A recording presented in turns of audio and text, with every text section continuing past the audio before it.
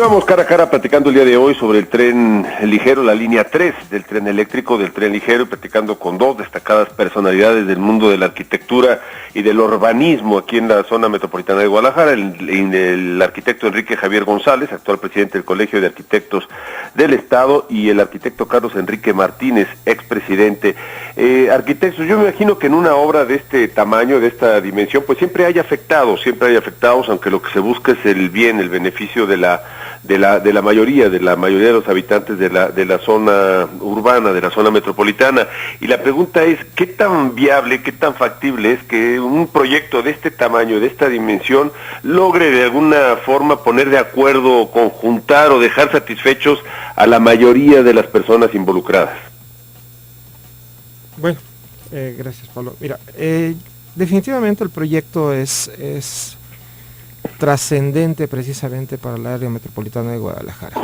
Sabemos que sí, definitivamente va a tener algunas afectaciones, molestias, a lo mejor en el transcurso de su construcción, pero creemos que en lo social, más que dañar, yo creo que va a representar un beneficio enorme para precisamente movilidad, bajarle al automóvil, que es una de las cuestiones que tenemos que hacer. Otra de las cuestiones es, lo comentaba Carlos con mucho tino, en el sentido de la imagen urbana. Definitivamente nos va a dar otra presencia como área metropolitana, como las grandes metrópolis mundiales, en las cuales definitivamente cuentan con este servicio y otros más de primera calidad, en la cual los usuarios presumen precisamente este tipo de situaciones, ¿no?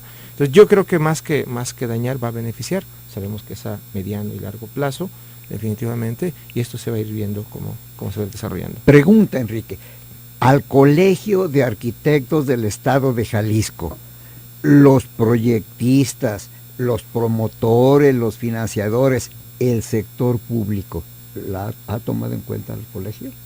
Exclusivamente, Marcos, te lo comento, fuimos invitados por el gobierno del Estado y en este caso también la Secretaría de Comunicaciones a la presentación de las bases de licitación, exclusivamente. Ha habido socialización en el sentido de lo que comentaba Carlos, en lo que es un trazo, en lo que son algunos renders y en lo que son algunas pláticas de lo que deberá contener, cuántas estaciones, de qué tamaño, áreas de transferencia, etcétera, nada más, pero insisto, ha sido platicado. No conocemos ni documentos específicos técnicos que vayan con el proyecto. El colegio tiene la capacidad, la fuerza para decirle al gobierno del estado y a la Secretaría de Comunicaciones y Transportes: oye, gobierno, enséñame por favor tu proyecto ejecutivo. Definitivamente, somos una institución social, ciudadana también, en la que nosotros también, participamos y somos usuarios precisamente de todo lo que conlleva la ciudad. Entonces, definitivamente, tenemos esa capacidad, independientemente de que como técnicos podemos aportar precisamente para que esto vaya adecuándose al área metropolitana. ¿Ya lo pidieron? No, aún no lo hemos solicitado en este término. Estamos esperando en que queden perfectas o bien adecuadas las bases de licitación, la definición de lo que deberá ser el proyecto en el aspecto conceptual. Parte de lo que decía Carlos, lo que hemos estado tomando en consideraciones, o sea, nosotros vamos avanzando en cuál es lo deseable en los temas arquitectónicos, urbanísticos, técnicos físicamente, hablando de ingenierías, las partes aéreas que nos consideren precisamente. Pero presidente, a estas alturas del partido, ¿no debería el gobierno haber hecho ya una campaña informativa exhaustivísima? Oye, pues ya están las bases, nos anuncian que los trabajos físicos estarán ya en la puerta de la esquina.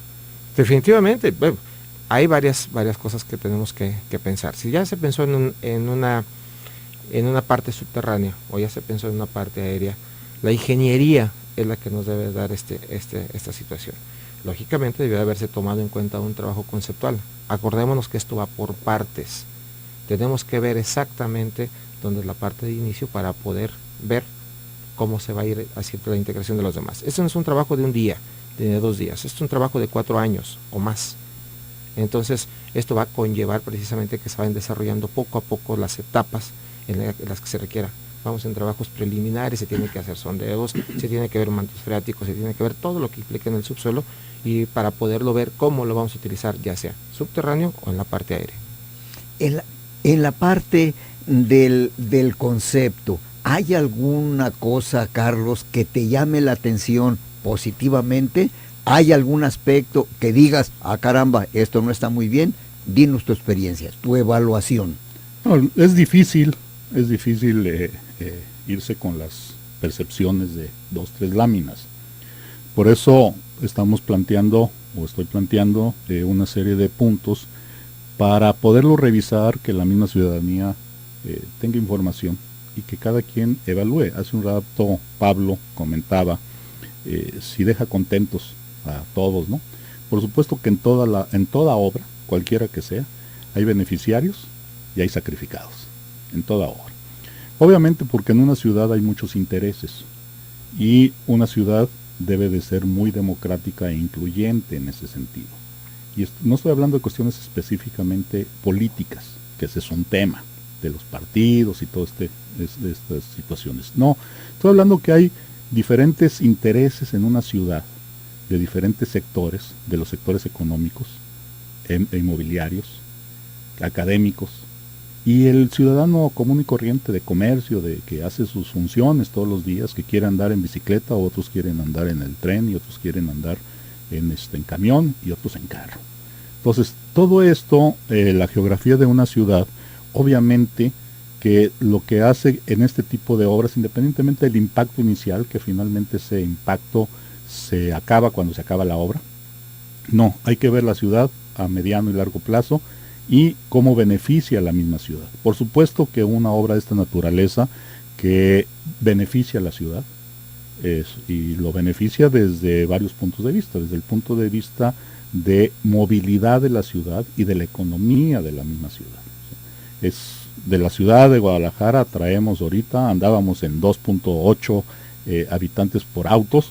Yo creo que según los números le seguimos bajando a 2.5 habitantes por auto, que esto es pavorosamente escandaloso. Y esto requiere medidas urgentes para transportarnos en la ciudad. ¿Qué es urgente? Urgente es líneas, no nada más la línea 3, deberíamos estar hablando de la 4 o la 5, estaríamos hablando del macrobús, estaríamos hablando de otro tipo de desplazamientos en la ciudad. Y debemos estar hablando en la ciudad de ordenamientos para movilizarnos en la misma ciudad. Y esto quiere decir no nada más transportarnos con eficiencia y eficaz y con economía, que tenemos esa posibilidad, sino también que los mismos municipios y el mismo gobierno hagan un esfuerzo para regular todo lo que entra y sale en una ciudad, que también eso es movilidad. Los abastos y los desechos que debe tener una ciudad como esta. No es posible que estemos regando con pipas los camellones a las 12 del día. No es posible que camiones de diferentes refresqueros o lecheras estén abasteciendo en las 12 del día en zonas sumamente conflictivas. No es posible que tengamos una desincronización de semáforos. No es posible que tengamos cruceros muy conflictivos por diferentes factores que intervienen los municipios y el gobierno.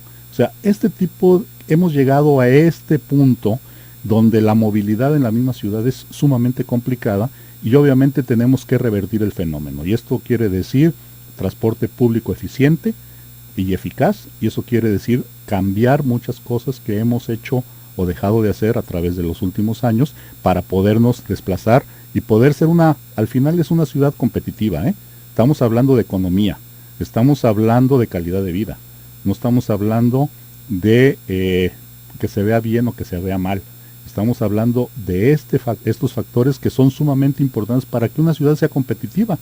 Guadalajara ha estado perdiendo bastantes lugares en competitividad por muchos factores, y este es un factor que abona, desgraciadamente, a no ser una ciudad eficiente, ¿no? Carlos, entiendo entonces que Guadalajara en su conjunto no está haciendo la tarea. Yo creo que en su conjunto la ha dejado de hacer muchos años. Así de fácil. O sea, hemos nombrado a una serie de administradores a través de los años que se han dedicado a llevársela ahí tranquilamente sin tomar riesgos. Y en una ciudad se deben tomar riesgos todos los días y decisiones. No se puede dejar a ver qué sucede mañana. Esa es la responsabilidad. Los ciudadanos le prestamos a un grupo de personas que nos administran la ciudad y creo que no han hecho la tarea. Presidente del Colegio de Arquitectos del Estado de Jalisco, ¿a quién le toca tomar la decisión de decir, oigan, no hemos hecho la tarea, vámonos sentando y vamos comenzando a hacerla? Yo creo que es una responsabilidad conjunta entre la ciudadanía, los técnicos y definitivamente la parte oficial, lo acaba de decir Carlos, los administradores. Presidente, pero la ciudadanía harto hace con sostener a los políticos, con pagar los impuestos. Compartimos esa situación. Lo que pasa es que también se ha dejado al libre albedrío de muchos, y hablo tanto sector oficial como también de ciudadanía, decisiones que no debieron de haberse hecho en su momento, o falta de decisión a la hora de atacar algunos problemas. Y hablemos, lo decía Carlos, en cuestiones de la movilidad del transporte, que ha tenido un rezago importante en los últimos años. Hablemos de planes parciales, simplemente la planeación no se ha hecho como se debe de hacer. Hay algunos casos exitosos, pocos, mínimos, y yo creo que ahí hemos dejado vacíos para saber exactamente interpretar lo que acabas de decir, la ciudadanía, en cómo debe de llevarse la planeación y resolver los problemas paulatinamente. Vamos hablando de corto, mediano y largo plazo en lo que se debe hacer. Enrique, Sí. en dos aspectos parecería que el mundo está al revés. En el aspecto de desarrollo urbano parecería que los fraccionadores son los que marcan la pauta. En el transporte urbano parecería que los camioneros son los que mandan. ¿Qué opinas? Ahí hablamos precisamente de lo que estaba comentando, la rectoría precisamente de la aplicación y de la administración de los planes que debidamente consensados se deben de llevar a cabo. O sea, hablamos de una planeación a largo plazo cuando la tecnología ya nos alcanza y dejamos de hacer, entonces queremos modificar precisamente una situación para podernos adaptar a esa tecnología. Yo creo que ahí es donde tenemos un error, porque debemos de adaptarnos a los requerimientos de la ciudadanía y verlos a corto, a mediano y a largo plazo. Y tenemos que hacerlo paulatinamente, precisamente con la transparencia y con la aportación de lo que debe ser de la misma ciudadanía. Son conceptos del presidente y el expresidente del Colegio de Arquitectos del Estado de Jalisco. Pausa.